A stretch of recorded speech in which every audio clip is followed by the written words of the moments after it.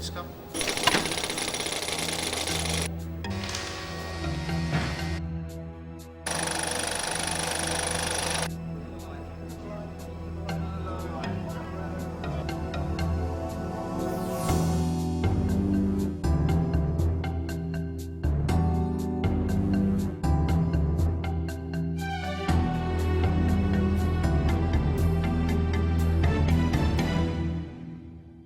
When Stephen Daldry sent me the script of The Hours, I couldn't believe it. When I'd read the script, I thought, I hope that he chooses me to film this movie, because it was really just a cinematographer's dream.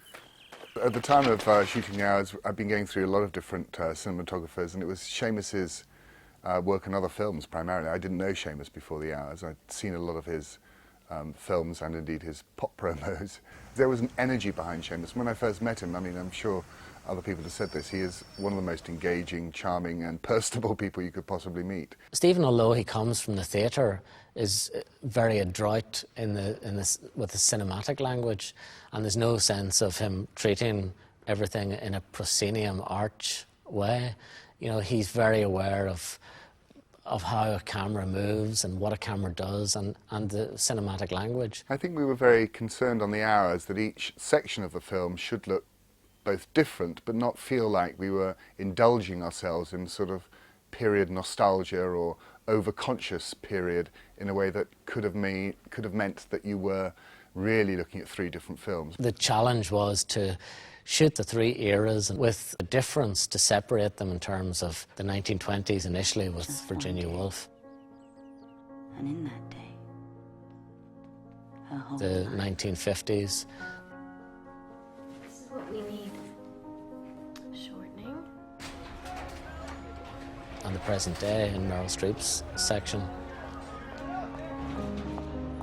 And at the same time presenting it as a cohesive whole, which wouldn't disrupt or distract from the viewer's enjoyment of it as a complete film. Seamus, I thought, achieved that brilliantly, both in terms of his lighting, not feeling like you're looking at a sort of saturated advertisement, if you like, or commercial, but actually allowing it to feel both real and period at the same time, and have a contemporary feel. I really rely on the collaboration of, for instance, production designer, costume, makeup, at the early stages of prep to make sure that we're all on the same page and working towards the same photographic end. I mean, the cinematography on a movie is really just the final portal through which all the other departments work. The great energy that he creates around the camera, particularly on an emotional film, a very difficult film when you're working with big stars, is that they begin to trust Seamus very quickly. And so when you're shooting, and often we were shooting incredibly close to these major actresses, Seamus's energy was an incredibly useful energy to have on set and indeed around the camera. With the camera, you're very much at the front line in terms of the sort of sacred space of a film set, and very often the actor will look immediately towards you, immediately after a take, for a nod or a reaction of some sort. Often before he or she meets the director for their comments.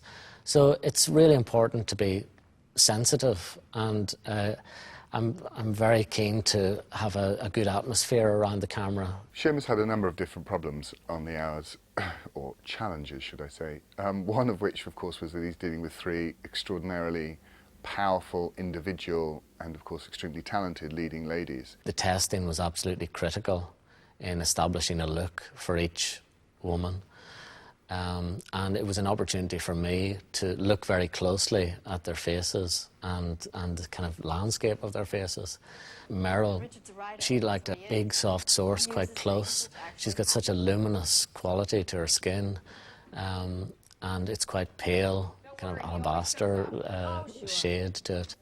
And don't forget, in this particular case, particularly with Meryl Streep, Meryl likes to come and watch rushes. So if Meryl isn't happy, you'll know about it very quickly. We ended up building a light specially for her that we named the street light. And as it was lowered down out of the studio ceiling, the sparks would all sing, "Street light, it's the only light we'll have." And Meryl loved it. She loved the ceremony of that, and it did look nice on her. any changes For made? the Julianne Moore's sequence in the 50s, I went for a much softer but side angles on her face. Her face seemed to like a little bit more contrast, and that era demanded it as well. So the look was very kind of wan and pastel-y. That was the quality I was going for in that 50s sequence. So by adding a soft light but with a little bit of fall off, it seemed to suit Julianne's face. And it also gave great reflectivity to her eyes.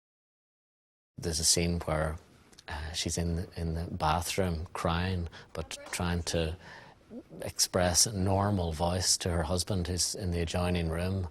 And we just used a very, very soft source quite close to her face and just let it fall off to black and just lit a little bit of the background, and it worked really well. He was dealing with the different periods, and of course he was dealing with prosthetics, both in terms of Nicole's nose and finding a way of lighting it so that it never felt like you were aware of that nose. And we had some challenges. For Nicole Kidman, I thought that I kind of understood her face after doing initial testing, but once the prosthetic came on, her whole face changed entirely, and obviously it was quite an extreme prosthetic. I had to take great care in the lighting of Nicole. There were joins there, and I just sort of went for a softer feel. I avoided hard side light because there were kind of retainers here that sometimes, particularly when she would frown or make gestures with her face, if there was any side light crossing it, they would show. So tried to keep light quite flat on her face. And, you know, obviously a little bit of diffusion helped. The problem really was as John Malkovich says, beyond my control. This is not you speaking, Virginia. This is a particular railway station scene with Leonard at Richmond Station, where the emotion rises to such a level that Virginia's face goes red, but of course the nose stays waxy white. And on that occasion, the visual effects people on the film, they did some work on the nose at that point and introduced a kind of fleshly tone into the nose to match the cheeks. And that sort of evened it out. So all those things were established in the testing procedure, maybe 6 weeks before actual principal photography.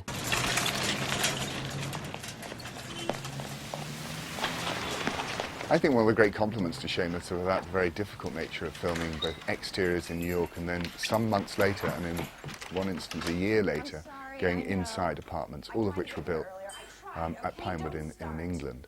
And people really believing that we'd actually shot on location, that those apartments were actually in New York. There are lots of different elements going in as part of this jigsaw piece. There are translights, which are great photographs that are backlit, that are outside windows to give the illusion on a stage set that there's a real world outside. So when Meryl arrives outside Richard's apartment, that's New York, that's the real New York streetscape. And when she goes up the lift, that's a real location in New York, that building that you see the exterior of. Then suddenly we cut to an interior which we shot about 3 months later in Pinewood, and that's a set. And the difficulty for me was really matching between those locations. Luckily we shot the exteriors first, so there was something to refer to in terms of lighting continuity, and we were blessed by having a very soft, wintry New York light, which really helped me when I came to do the interiors. There are a number of shots in the hours that are pretty hair-raising. One shot was the water shot where Julianne Moore is in a hotel room and the room is flooded. It sort of came to him quite late in the production, but it was obviously something that we had to achieve. We actually shot it with on a submerging floor that was being, descending into a tank of water, and the water then poured into this room. It comes from underneath the bed and wraps around her and submerges her, and then she wakes from this. You cut back. It's just a momentary shot, but it was actually extremely complicated to set up. I think the producer was not entirely convinced about this idea, and we only really had, at the end of the day, we had one go at this, one shot. To achieve this, we had to build a rig so that the camera would travel along with it. So we set up 3 cameras and then had a go. The water was coloured and bits of seaweed were put in. And in addition, I had to, so that as the whole rig submerged, so that the light didn't change, I actually had to rig lamps to the set, to the submerging set, and they went down in the water as well. Luckily enough, it did work and we kept it in the film. It's a momentary dream image, but it's very effective, and with Philip Glass's extraordinary score, it really packs an emotional punch in the movie.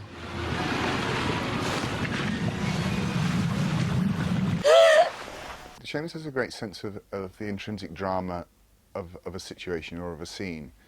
And so for me as a director, it's fantastic having another person there who I can absolutely trust about whether we have a moment, whether we've got the scene or whether we don't have the scene. And that's incredibly useful, especially when you're that close to the actresses. I can look at them in real life and go, do I believe what's happening in front of my face? But in the end, it's also about what's going on through that camera. It was just fantastic for me to photograph the hours.